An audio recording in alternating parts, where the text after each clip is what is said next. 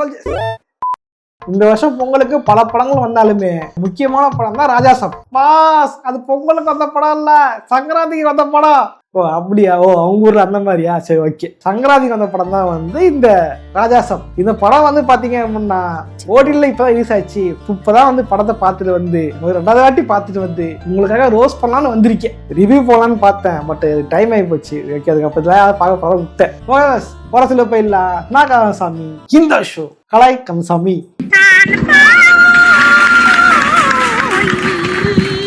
இந்த படம் பாக்குறதுக்கு பல பேருக்கு பல காரணம் இருக்கலாம். சில பேரு பிரபாஸ் தானே பிரபாச பார்க்க வந்திருப்பாங்க, சில பேரு பேய் பாடு பேய பார்க்க வந்திருப்பாங்க. பட் நான் பார்க்க வந்த காரணமே வேற. மூணும் சூப்பர்.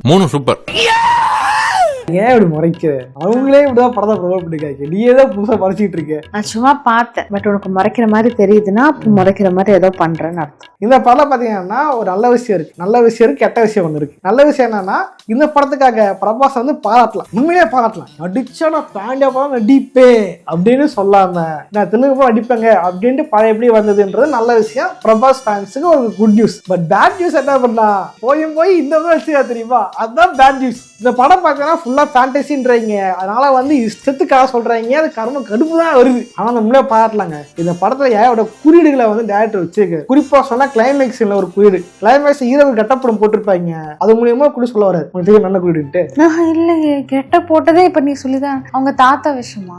தாத்தா வேஷம் கிடையாது, ஜோக்கர் வேஷம் போட்டிருப்பா தெரியுமா. அது ஒரு குறியீடு இருக்கு. என்ன அப்படின்னா இது ஒரு படம் நம்பி நடிக்க வந்தார்ல அவர் ஒரு ஜோக்கர், அது போனவே பார்க்க வந்தீங்களே நீங்க ஒரு ஜோக்கர் அப்படின்றதுதான் தலைவர் வந்து கெட்ட புள்ளியமா காட்டுகிறார்.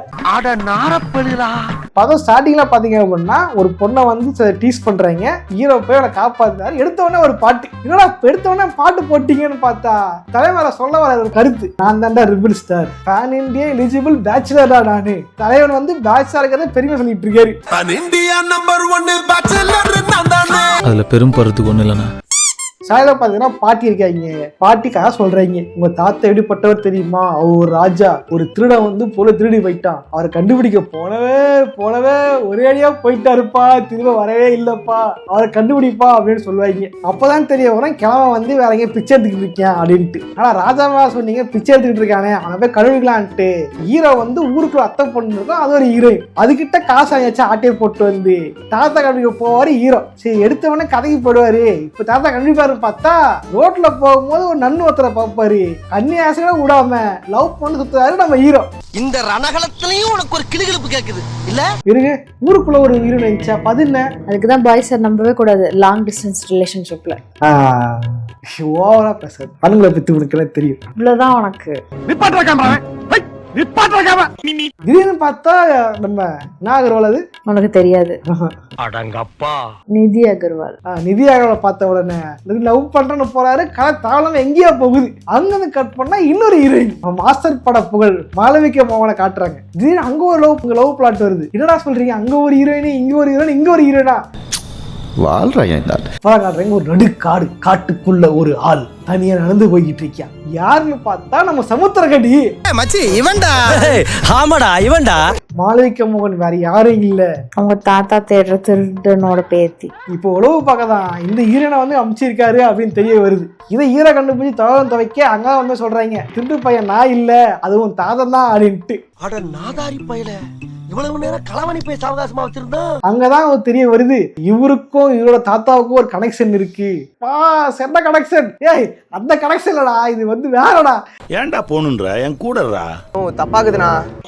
அங்கதான் தெரிய வருது இவங்க தாத்தா யாருன்னா சஞ்சய் தத் அப்படின்ட்டு. ஏய் இவர்ல நம்ம ஆண்டி தர்சன், இவரு பத்த பையன் யாருன்னு தேடிட்டு இருந்தாச்சே, இந்த ஆளா போய் திருநா கணக்கு போயிருப்பாரு அப்படின்னு யோசிக்கும் போதுதான் திடீர்னு படம் அங்க இருந்து அருந்ததிக்கு போயிடுது. படத்துல ஒரு கதை வைக்கலாம், ஊருப்பட்ட கதையோட வைக்கிறது. திடீர்னு படம் கட் பண்ணி பிளாஸ்டாக் போறேன்ட்டு அருந்ததி படத்துக்கு போயிடுறானுங்க. அருந்ததி படத்துல அனுஷ்கா தான் வந்து இங்க பாட்டியா, அந்த பசுபதி கேரக்டர் வந்து சஞ்சய் தத். இவன் போயிட்டு திடீர்னு தும்படு பண்ண வர மாதிரி கிணத்துக்குள்ள இறங்கி மந்திர கத்துன்னு வந்துருவான். வந்துட்டு அவங்க பாட்டிய வசியம் பண்ணிட்டு ராஜா ஆயிடுவான் இந்த ஆண்டனி தாஸ். என்னடா கதை சொல்றேன் நீ? கேளு திடீர்னு இருக்கும் இந்த கஜநாயகர படம் தான் ஆட்டே போட்டு போனது இவன் தான் சமுத்திரக்கணி இல்லைன்ட்டு பேச சொல்லுவாங்க. அங்கதான் எனக்கு டவுட். யோசிச்சு பாருங்க, ராணி ஒரு பொண்டாட்டி ஆயிடுச்சு, உன்னை எடுத்துருவோம்னா உடனே ஓடி இருந்துருக்கணும். குடும்பம் நடத்தி குழந்தை குட்டிலாம் ஆனதுக்கு அப்புறம் பணம் திருன்னு போயிருப்பாரு இந்த படத்துல. என்ன ஒரு புத்திசாலித்தனம். யாரா நீ? ஏண்டா இவ்வளவு பேர் ராஜ்யம் கிடைச்சிருக்கு, எதை சொன்னாலும் கேக்குற பொண்டாட்டி கிடைச்சிருக்கு, குழந்தை குட்டிலாம் வந்ததுக்கு அப்புறம் இதெல்லாம் லூஸ் தரமா ஓடுறே யாரா வண்டி நமக்கே வந்து கடுப்பாயிரும். அது எவ்வளோ இருந்தும் அவனுக்கு பத்தல இல்ல, அதெல்லாம் வந்து நானே அனுபவிக்கணும் அதே சொல்லியிருப்பான். பிளாஷ்பால கதை என்ன ஆகும்னா, நம்ம ஹீரோவோட பாட்டி வந்து மிகப்பெரிய ஒரு ஜக்கம்மா மாதிரி வந்து பயங்கரமான ஒரு ராணியா இருந்திருப்பாங்க. கங்கம்மாவா? ஓ அதே பெரிய காப்பேஸ் கேட்டுருவாங்க அதானே லைட்ரா. அவ்வளவுக்கு கிரைண்ட். கங்கம்மா வந்து எல்லாருக்கும் வந்து பார்த்த அப்படின்னு சோறு போட்டுக்கிட்டு இருப்பாங்க. தலைவன் கமலஹாசன் மாதிரி பார்த்த விழி பார்த்துன்னு போவான்னு பார்த்தா ஓடி போய் கையை பிடிச்சி வலிச்சிருவா. ஏப்பா தம்பி, அந்த பொண்ணை கைய பிடிச்சிருத்தியா? என்ன கைய பிடிச்சிருத்தியா? கையை பிடிச்சா சும்மா விடுவாங்களா? ஆளு போட்டு வெளுக்க ஆரம்பிச்சிருவாங்க. அவனே விட்டு இருந்தா கூட அவனை அடிச்சு காலி பண்ணி போட்டுருப்பானுங்க. படம் அங்கேயே முடிஞ்சிருக்காங்க, சுமம் போட்டு பிடிச்சிருப்பாங்க. இந்த மாதிரி பெரிய இது மாதிரி போயிட்டு வந்து இவன் அடிக்காதீங்க விடுங்க அப்படி விட்டுருவாங்க. அடி வாங்கணும் சும்மா இல்லாம எனக்கு ரத்தத்தை காமிச்சிட்ட இல்ல உனக்கு வாந்தி எடுக்க வைக்கிற, அதுக்கு நான் போய் மந்திரம் கத்துட்டு வரேன் அப்படின்ட்டு தலைவன் மந்திரம் கத்துக்கிறதுக்கு ஊருக்கு ஒதுக்கமா ஏதோ கொட்டா ஒண்ணு கிடக்கும். அந்த கொட்டா பார்க்க போயிருப்பாரு. அங்க ஒருத்தன் வந்து மந்திரவாதி உட்காந்துட்டு இருப்பான். அவர் மந்திரவாதி நீ பாக்கணும்னா இதுல இருந்து ரத்தம் கொடுக்கணும் அப்படின்னு வாங்க. தினம் பார்த்தாலே கையை வெட்டி காணிக்க ஆக்கிடுவான். ஆனா கையை வெட்டி காணிக்க ஆக்குறீங்க என்னடா இது அப்படின்னு பார்க்கும்பொழுதுதான் உள்ள ஒருத்தன் ஒழிஞ்சுக்கிட்டு இருந்தான்ல, அப்பதான் மோத காமிச்சிருப்பான். அங்கதாங்க தெரியும் அங்க இருந்து வேற யாரும் இல்ல, நம்ம ஹீமனோட வில்லனான எலும்பன் அப்படின்ட்டு. ஹீமன் ஆமாங்க, ஒருத்தன் எலும்பன் மாதிரியே ஒருத்தன் உள்ள உட்காந்துக்கிட்டு இருப்பான். கிரேஸ்கல் கோட்டையின் சக்தியே. சரி ஓகே கோக்கேடா இரும்புல காமிச்சிட்டாங்க. கிரேஸ்கல் கோட்டை சக்தி காட்டுவாங்கன்னு பார்த்தா கிணத்துக்குள்ள இறங்கி விட்டாங்க நம்ம ஆண்டி தாச. அப்படி இல்ல, கீழே இருந்தாலும் ஏதோ பேயெல்லாம் வரும்.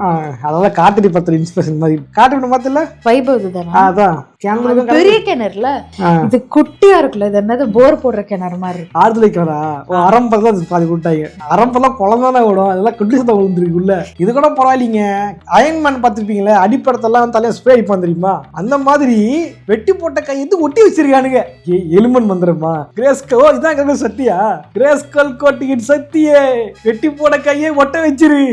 உள்ள அது மோசங்க. கிரேஸ்கல் கோட்டை இறக்கி விட்டா பரவாயில்ல, குழிக்குள்ள இறக்கி விட்டு மந்திர கத்து வைப்பானுங்க. அதுல அங்கிருந்து மந்திர கத்து வந்துருவாரு நம்ம ஆன்டி தாஸ். இதுக்கப்புறம் வந்து சாதா காதல் பண்ணா வழக்காவது நாடக காதல் பண்ணலாம். இது வந்து வசிய காதல். ஒரு குரூப் நாடக சொல்ற மாதிரி வந்து வசிய காதல் பண்ணலாம். என்ன பண்ணுவாரு, ராணியை வந்து மைக்கி இந்த மருந்து சாப்பிடு சாப்பிட்டா நீ லவ் பண்ண ஆரம்பிச்சிருன்ட்டு வசிய மாத்திரத்துல கொடுப்பாரு. அது சாப்பிட்டோடனே வந்து ஹீரோவோட பாட்டி அப்போ வந்து பியூட்டியா இருந்திருப்பாங்க, அவங்க வந்து வசியம் ஆயிருவாங்களாமா. இவர் கேடுகட்ட குப்பலா இருந்தாலும் இவன் மேல வந்து ஒரே லவ்வா இருந்திருப்பாங்களாமா அவங்க பாட்டி. அதுக்குதான் தெரியாது அவங்க யாராச்சும் எதாவது கொடுத்தா வாங்கி சாப்பிடக்கூடாது. ஏன் சாப்பிட்டேன்னு என்கிட்ட தெரியலையே, வேற ஏதாவது ட்ரை பண்ணிருப்பேன். நம்மலாம் வந்துச்சு நம்ம மேஜிக்லாம் இது பண்றது யோசிச்சு பார்த்தாச்சு. அந்த மாதிரிலாம் இருந்தா நல்லா இருக்கும்ல, எல்லாம் ஃபீல் உஷார் பண்ணிட்டு போயிடலாம். நீனு இல்ல சொல்றேன் உஷார் பண்ணி என்ன பண்ண போற? என்கிட்ட பென்டன் பாப்பீங்களா கேட்டா அதே மாதிரி டோரிமான் பாப்பியா கேட்டிருப்பேன். காரி மூச்சு துப்பிட்டு போயிடுவாளுங்க. வந்துடும் அரசியல போது நீ எங்க போற? பெண்ணாவும் அந்த கிழமை காட்டுக்குள்ள இருக்கான்னு கேள்விப்பட்டு காட்டுக்குள்ள வந்து எல்லாம் உள்ள கிளம்பி போவாங்க. போனதுக்கு அப்புறம் தெரியும் கிழமை செத்து போயிட்டான் அப்படின்ட்டு. அவன் கொடுத்த கஷ்டத்தை அவனுக்கே கொடுத்து அனுபவிக்க வைக்கிறேன். டேய் அவன் செத்துட்டான்டா. இதுக்கப்புறம் தான் படம் பேய் படமா மாறுது. கிழமை வந்து பேச சொல்லுவான், இந்த சொத்து வந்து யாருக்கும் சம்பந்தம் இல்லை, சொத்துக்கு வந்து எனக்கு மட்டும்தான் சொந்தம், நான் செத்தா சொத்து எனக்கு மட்டும்தான் அப்படின்ட்டு பேயா வந்து கடுப்பாத்திருப்பான் அந்த கிழமை. அந்த பயலுக்கும் எனக்கு எந்த சம்பந்தம் இல்லை. இதுக்கப்புறம் தான் இந்த வீடு திடீர்னு காமெடி பண்றப்பல என்னோட கடுப்பத்துல கிளம்புது. சரியா சொன்னா அது உள்ள பேய் வீடா இல்ல வந்து ஒரு ரெசார்டான்னு தெரியாது. வீட்டுக்குள்ள வந்து சாப்பாடு வருமா, ட்ரெஸ் வந்து பாத்தி புது ட்ரெஸ்ஸா இருக்குமா, மேஜிக்கல் வார்ட்ரோப். நிஜமா அதுதான் எனக்கு வேணும். Magical wardrobe. அதுல ட்ரெஸ் இருக்கு, அதுல இருந்து எடுத்துக்க வேண்டியதான். அவன் தானே சொல்லுவான், நான் லுங்கி கட்டிட்டு வந்துறேன். லுங்கி இருக்கா? மேஜிக்கல் பீரோல இருக்கு, வா செல்லும். வாழை வேலைக்கு சோறு வருமா, ட்ரெஸ் வருமா, வீட்டு வெளியே போக முடியாதா? ஏன்டா வெளியே போகணும்? இது எல்லாமே கிளம்பி வீட்டுக்குள்ளே இருக்கலான்றியா? வைஃபை இருந்தா போதும். அதான் நெட்டு கிடையாது போடுறேன், நெட்டு வைஃபை வருது, எல்லாமே வருது. உண்மையாக என்ன மாதிரி படம் தெரியும் போல, என்ன இதே தெரியல. இந்த மாதிரி தேவை நான் பார்த்தே இல்லைங்க. ஏன் சார் நீங்க போக போறீங்களா? தப்பி தவற கூட அந்த பக்கம் போக மாட்டேன். நான் ஐம் ஜென்டில்மேன். அதே மாதிரி பேய் காண்டாயிடுச்சுன்னா குரூப்ல வந்து போறது நேரம் நீ எவனுமே கொல்லவும் மாட்டேங்குது பேய். தர நீ என் கூடயே இருப்பா நீ. அதான் கூட வச்சு பாத்துக்கிறேன். இதுல வேற ஒரு பொதுவா இந்த ஏகே ஃபேன்ஸ் என்ன பண்ணுவாங்க, தளபதி ஃபேன்ஸ் கலாய்க்கிறதுக்கு ஒரு கிளிப் பண்ணி வச்சிருப்பாங்க. குருவி பார்த்தா ஜம்ப் பண்ற சீன், அந்த ஜம்ப் பண்ற சீனை தலைவர் ரீக்ரியேட் பண்ணிருக்கேன் இந்த படத்துல. ஒரு ஃபைட் சீன் மூலியமா இது என்ன போகுது, பயங்கர ட்ரெண்ட் ஆகி பயங்கர காமெடி ஆயிடுச்சு, எல்லாம் கலாய்க்க ஆரம்பிச்சாங்க. அது கீழே ஏகப்பட்ட பிரபா ஃபேன் வந்து நீங்க என்னடா இப்ப கலாய்க்கிறீங்க, உங்களுக்கு சத்திரமணி படம் தெரியுமாடா, அந்த படத்தை தானே இன்ஸ்பயர் பண்ணி குருவி நீங்க எடுத்தீங்க அப்படின்ட்டு ஏகப்பட்ட தெலுங்கான சத்தம் போட்டிருக்காங்க. கமல்ஹாசன் வந்து இந்த படத்தை விட அந்த ஃபைட் பார்க்க ஜாலியா இருந்துச்சு. என்ன பண்ண போற? கீழே குதிக்க போறேன்.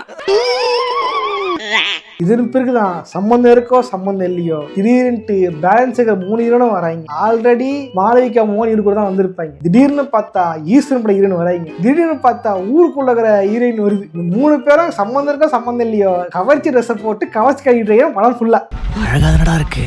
டேய் உன் காஜுக்கு ஒரு அளவு இல்லையாடா? அப்போ நீ கதை எழுதுற, இந்த ஸ்கிரிப்ட் வந்து படம் பண்ணல, 3 ஹீரோயினோட கவர்ச்சி காட்சி படம் வரலாம் பண்ணிருக்கேன். அதானே நீ சொல்றதெல்லாம் வாஸ்தவம் தான்டா. ஆனா அதுக்காக என்னடா வாஸ்தவம்?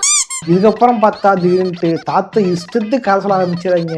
இது காதால வேற ஏதாவது தெரியல, இஷ்டத்துக்கு கதை கண்ட மேனிக்கு போகுது, என்னென்னமோ சொல்றாங்க. படம் பார்க்க முடியும் போது காது ரத்தம் வந்துருச்சு.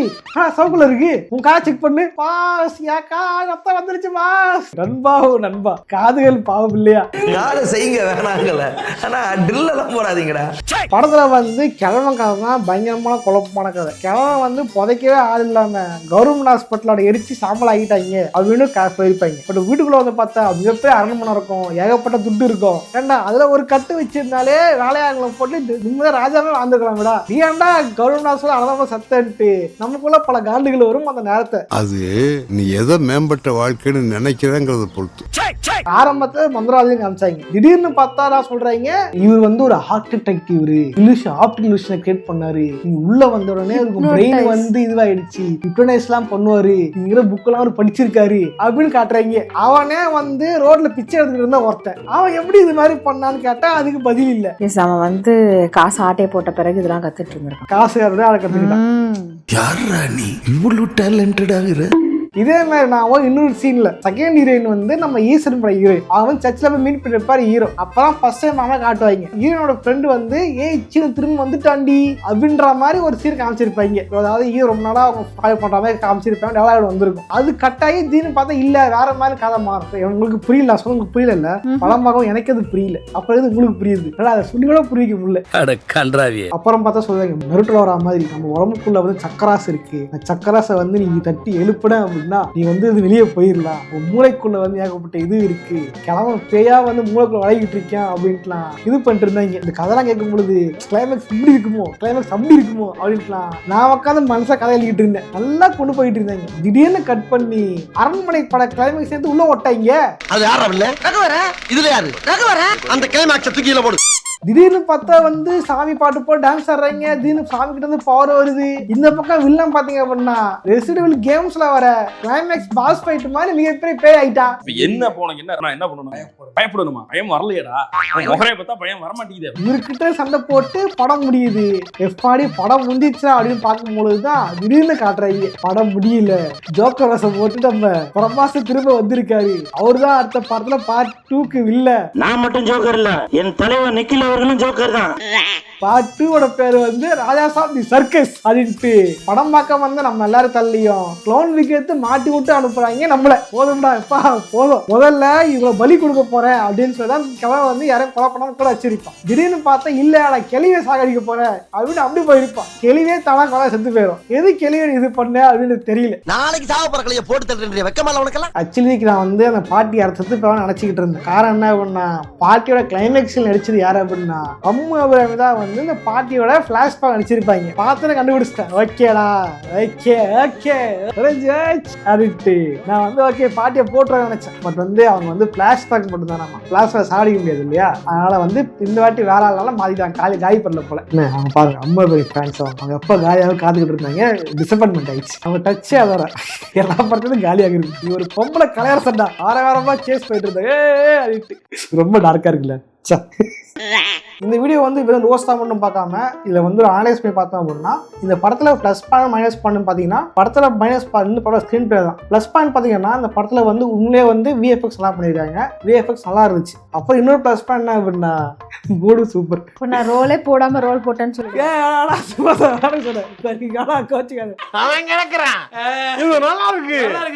மைனஸ் பாயிண்ட் பாத்தீங்க அப்படின்னா, சொல்ல வந்த கதையை சரியா சொல்லாமையும், அதே மாதிரி இந்த படத்தோட கதைன்றது பிரபாஸ் செட்டாமையும் போனதுதான் காரணம். ஒருவேளை பிரபாஸ் அவர் வந்து எங்க இருக்கும் போது அவர் எப்படி நடிச்சிருப்பாரோ, என்ன மாதிரி படத்தை சூஸ் பண்ணியிருப்பாரோ அப்படி ஸ்கிரிப்டாக அந்த படம் இருக்கு. பட் அவருக்கு வச்ச அந்த விக்கும், அவருக்கு வச்ச அந்த ஒரு மேக்கப்பும் பார்த்தீங்க அப்படின்னா, அவருடைய பழைய படங்கள்ல நான் பார்த்த சாமினஸ் எனக்கு சரியா தெரியலையோ அப்படின்றது தெரியல. ஆக்சுவலி நானே பிரபாஸ் பையனோட மாத்திருக்கேன். டார்லிங் மனசு சூப்பரா இருக்கும். காதல் இருப்பாங்க. இருங்க உண்மையா சொல்லுங்க, நீங்க காதல் காதெல்லாம் பாத்தீங்க.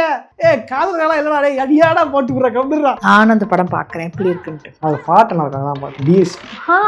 எப்பல இந்த தெலுங்கு பாட்டுலாம் பாட ஆரம்பிச்சேன் எனக்கு தெரியாதா? நான் ஒரு சினிமா, நான் ஒரு விஸ்கம் ஸ்டூடெண்ட். எல்லா மொழி படமும் பார்க்குறோம். ஓகே, பரவாயில்லையே, உனக்கு உலக சினிமா நாலேஜ்லாம் இருக்குதா? சினிமாவா? ஓகே சோல்ஜர்ஸ், இந்த வீடியோ பிடிச்ச லைக் பண்ணுங்க, எபிசோட் ஷேர் பண்ணுங்க. இந்த படம் ரோஸ் நடந்திருக்கும்னு நினைக்கிறேன். நானும் ரோஸ் ரொம்ப நாள் ஆச்சு, ரொம்ப நாள் கழிச்சு ரோஸ் வீடியோக்கு வந்திருக்கேன். இனிமேல் ரோஸ் வீடியோ போட ட்ரை பண்றேன் முடிஞ்ச அளவுக்கு. ஸோ வந்து தினமும் ரோஸ் வீடியோ போடுவோம். ஓகே, இதே மாதிரியான இன்னொரு சுவாரஸ்யமான வீடியோ சந்திக்கிறேன். போடுறேன். பாய்.